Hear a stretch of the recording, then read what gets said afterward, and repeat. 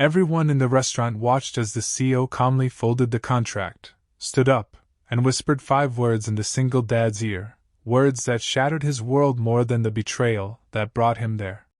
People assumed the man would break, but no one knew his past, his scars, or the promise he made to a little girl waiting at home.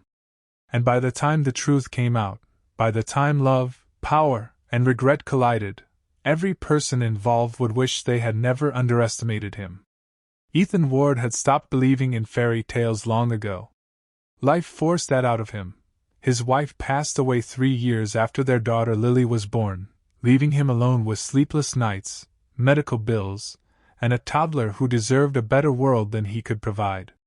He worked 2 jobs, morning shifts at a mechanic shop, night shifts delivering groceries. His palms were blistered, and his back stayed stiff, but every time Lily ran into his arms saying, "Daddy, you came back," the pain disappeared. His sister kept telling him to try dating again, to rebuild his life. He refused, until she arranged a blind date with a woman from her office. Sophia Hale, educated, elegant, and supposedly sweet. Ethan didn't own suits, so he borrowed an old blazer.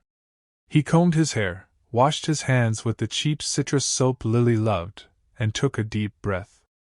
"Maybe tonight isn't about romance," he whispered to himself. "Maybe tonight is about hope."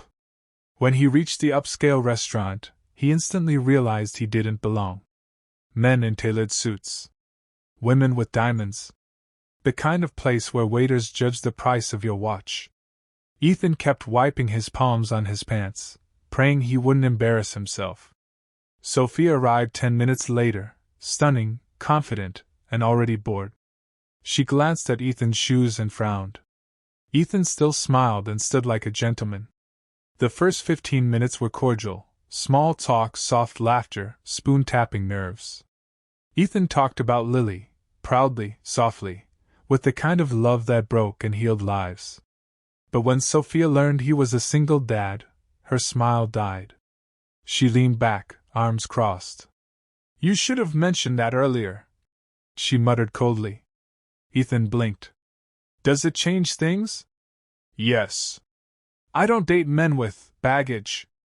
The words sliced him open. She pushed further. "Children complicate everything. I want a future, not someone else's past." Ethan held his breath, swallowing every insult because losing control would cost him dignity. But the humiliation didn't stop there.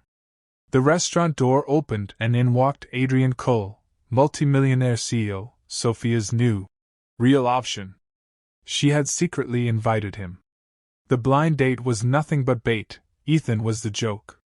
Ethan stood slowly. "You could have told me." Sophia shrugged. "Look at me, look at you. Be realistic." Adrian stepped closer, confident, polished, everything Ethan wasn't. Ethan expected arrogance, but what came next shocked him. Adrian spoke gently. "You deserve someone who values you." But Sophia interrupted, whispering loudly enough for nearby tables to hear. "He fixes cars. You own an empire. Don't embarrass yourself by talking to him." The whole restaurant went silent. Ethan clenched his fists, ready to leave, ready to escape before tears exposed him.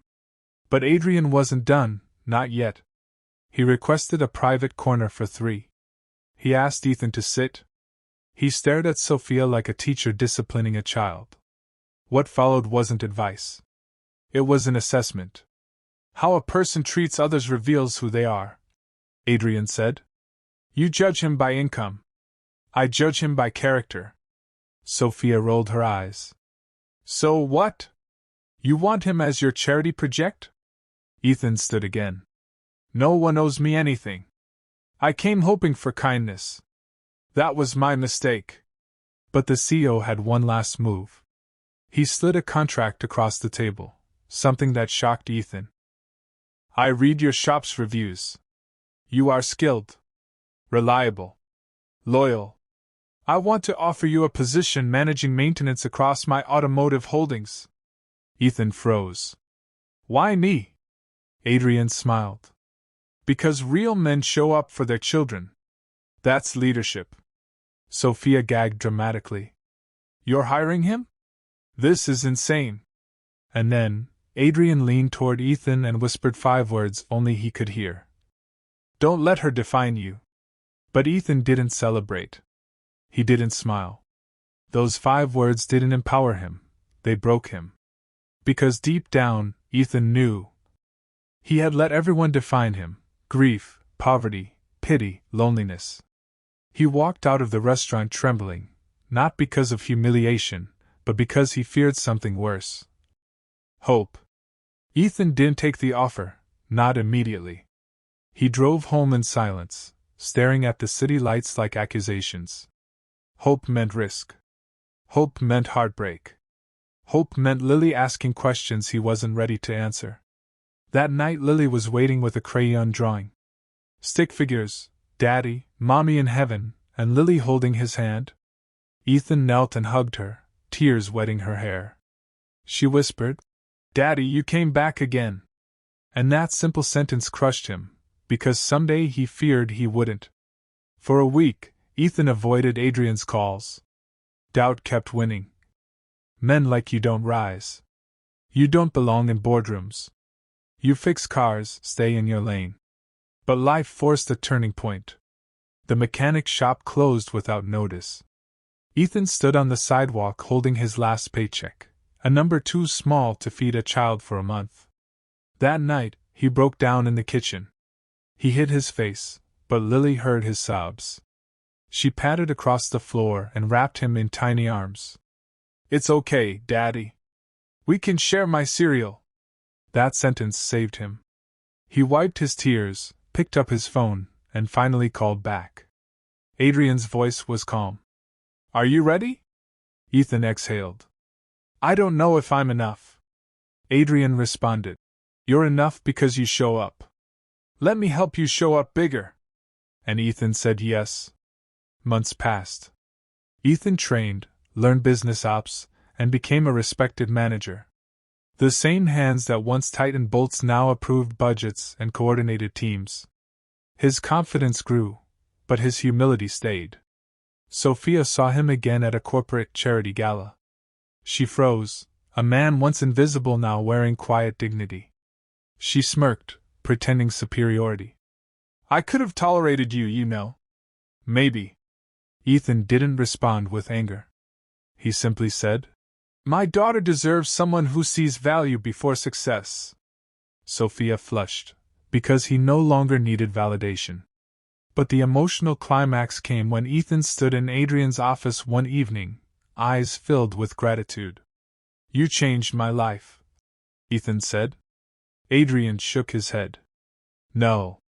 Your daughter changed your life. I only held the door, you walked through. Ethan finally understood. What broke him wasn't the betrayal. It was realizing how small he had allowed his dreams to become. He knelt beside Lily that night and made a promise. No matter what this world thinks we deserve, we will rise anyway. And Lily whispered back the words that became Ethan's creed. We never quit, Daddy. 2 years later, Ethan Ward was no longer the man who walked into that restaurant with trembling hands and borrowed confidence. He became a division leader overseeing hundreds of employees across the automotive group. The same mechanics who once worked beside him now saluted him with pride. He bought a modest home, not luxurious, just safe. Lily finally had a bedroom with pink curtains and glow-in-the-dark stars. Ethan spent evenings helping her read, stretching her imagination beyond the sadness of her earliest years. But success never erased the past. Ethan still carried invisible bruises, fear of failing his daughter, fear of hope collapsing again, fear of losing everything he built. That fear returned on the night Adrian collapsed during a shareholder meeting. Stress, heart strain, too much weight carried alone. Ethan rushed to the hospital. Adrian, pale and exhausted, still managed a smile. You didn't quit, Adrian whispered. You didn't let me, Ethan replied. But Adrian corrected him gently. A leader needs someone to believe in him. You were that for me too. Ethan realized then, People think CEOs are invincible, but even giants need someone willing to stand beside them. A week later, Adrian called a press conference. Cameras flared, journalists swarmed, shareholders waited. No one knew what he was about to do. Adrian announced he was stepping away from daily operations and named one person as the company's next managing director of the automotive wing. Ethan Ward. Gasps spread across the room. Reporters typed furiously. Former executives frowned. But Adrian continued. Leadership is not inherited by wealth. It is earned by sacrifice. Ethan knows struggle, understands dignity, and treats people with respect, not value tags. That is who should lead. After the conference, Ethan spoke softly to Adrian. You gave me everything. Adrian shook his head. I gave you opportunity. You built everything. Own it. Ethan walked outside, overwhelmed. Years ago, he couldn't afford the restaurant they mocked him in. Tonight, he could buy the entire street. But his victory wasn't money, it was identity. That evening, Sophia saw the announcement online. She sat alone in a luxury apartment Adrian once bought her. She scrolled through Ethan's photos, smiling beside his daughter, standing before employees, shaking hands with partners. She whispered to herself with regret twisting like a knife. I could have had a good man. But Ethan never heard it, because he wasn't looking back. His life moved forward with purpose. Later that night, he tucked Lily into bed. She asked, as she always did, Daddy, are we safe? Ethan kissed her forehead. Yes, baby. We're safe now. And for the first time, he believed it. Ethan went to the balcony and looked at the quiet night. He remembered the whispered words from that restaurant years ago, words that once broke him. Don't let her define you. Back then, those words hurt because he had no definition of himself. Tonight, he whispered back into the wind. I decide who I am now. And with that, the chapter of doubt finally closed. No betrayal can bury a man who rises for his child. No rejection can stop a heart that refuses to quit. You are not defined by who walks away. You are defined by who you become after they do. Keep going.